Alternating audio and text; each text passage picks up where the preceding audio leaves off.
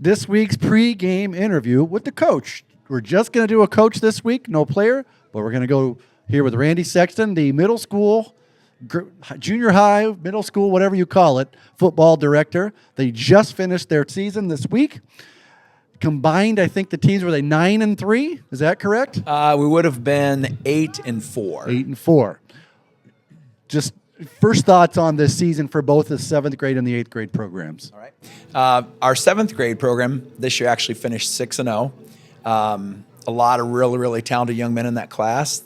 They really only had one game that kind of served as a challenge for them. And that was Monticello. They beat Monticello, I think it ended up being 48-20, but at least for a while it was a pretty decent game.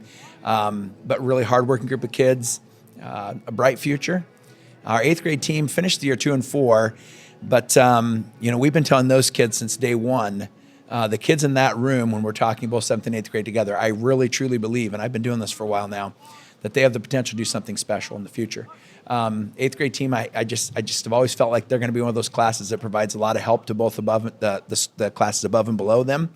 But they're a good group of kids too. And, the challenge, Coach Nestor stopped down today and said a few words to our boys, and the message that he kind of sent to them was this season's over.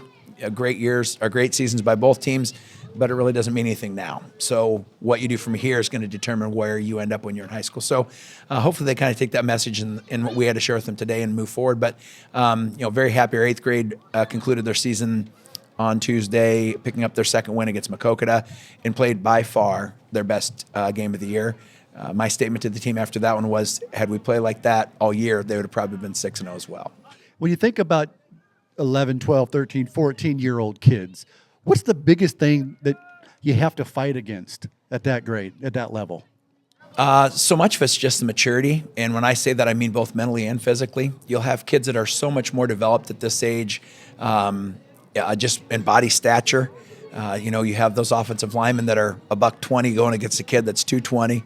But for a lot of them, it's just like between the ears, the 6 inches between their ears, and believing that they can actually compete and do things that maybe they are uncomfortable with, but they realize very quickly that they are capable of doing. Now, when you press the junior high team in development to looking at the kids out here on this field on a Thursday night, getting ready for a varsity football game, at what point do you say, hey, we're going to look at the playbook and try to do a few things they do, so when they get to be freshmen, it's not that big of a jump? That happened in June of 2024. Okay. To be perfectly honest, when Coach Nestor was named our head coach and Coach Tyler was named the OC, Jared and I met very quickly and I got just kind of a feel for what they're going to be doing. Me moving back to offense this year, I just kind of tried to take what we had done in the past that we know had worked well, tried to figure out new terminology that would match up with what they're going to be doing when they get to the high school level. But a good portion of our calls that we use with our offensive line are the same things they're going to use when they hit fresh off, when they hit varsity. Coach Johnston, my defense coordinator, met with Coach Bailey throughout the summer numerous times, tried to come up with some terminology that what we've been successful with at our level, how we can make it match up with what he's doing. So, yeah, we started that right away, trying to match up as best we could with what they'll be hearing and doing in the future. If you would talk a little bit about this, I've heard there's, we always hear about most valuable player, most this, most that, but at the junior high level, there's an award that you give out that is for a leadership award for a team. And what just goes into that, besides being a leader, is called the Stephen Hills Award. Can you describe when that came about and how it's selected? To be perfectly honest, I wish my brother was here, because actually Stephen was one of his classmates. Stephen would have been a West Branch graduate in 1982. I believe it was maybe in 1976, 77, right around there. Stephen was, I think my brother said it was a Friday night or a Saturday night. There was a school dance that night. Stephen had gone on a bike ride out in the country to go visit a friend. A teacher at the school actually came over the hill and was unable to stop and hit Stephen on his bicycle. And ever since then, the family has done an award in his honor. And it is the only award that I've ever given as a coach. I feel that at this level, it's the only one that I want to give. I want it to be that prestigious, and it doesn't necessarily when we're telling the kids, you're describing the award to them. We never say vote for the MVP, vote for, the kids. We always just say, my brother does a really nice job of describing Stephen and the kind of young man he was. And we just kind of try and say, which boy do you think emulates the spirit of Stephen Hills? And this year, our winner was actually Cooper Zuniga. Couldn't be a better representative. To be perfectly honest, there's a lot of seventh graders that could have won it. But the kids did a great job in picking Cooper this year. And his dad's one of our varsity football coaches as well. So, he probably learns from the coach and his dad, and of course from his mother and his grandpa being Butch Peterson. Absolutely. So there's some good leadership and some good examples there. So what year are you in? We'll just say at the junior high level and everything encompassed. How many years have you been coaching football now? Carry the. How many years have I been coaching football? I would have started.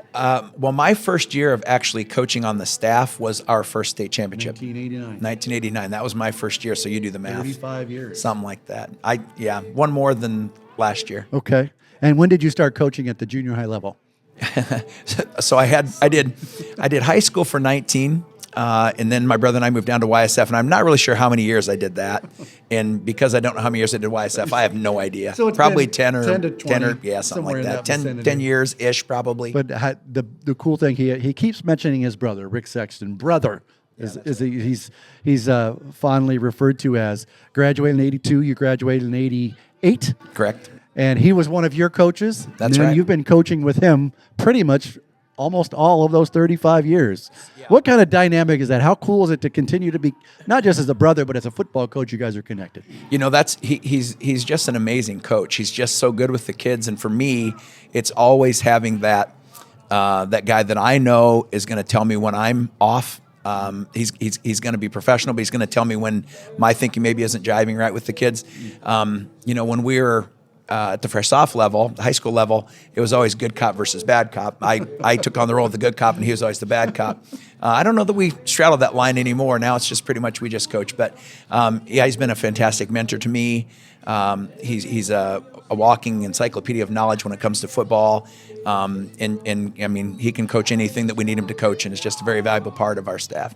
Maybe the only coach to ever wear a Los Angeles Raiders hat on the sideline as well. Probably a fact. But before we go, one more thing here is without getting into the decision and everything that went into it. And the Iowa High School Athletic Association about 2 months ago said they were going to move the high school golf season for the boys at the smaller classes to the fall.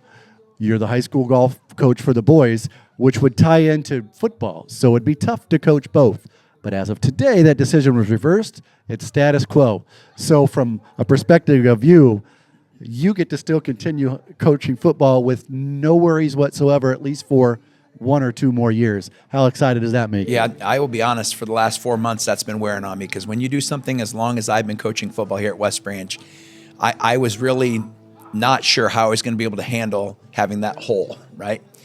So I've been talking to my wife about trying to figure out a way where I could do golf in the morning and then still be able to coach junior high football in the afternoon.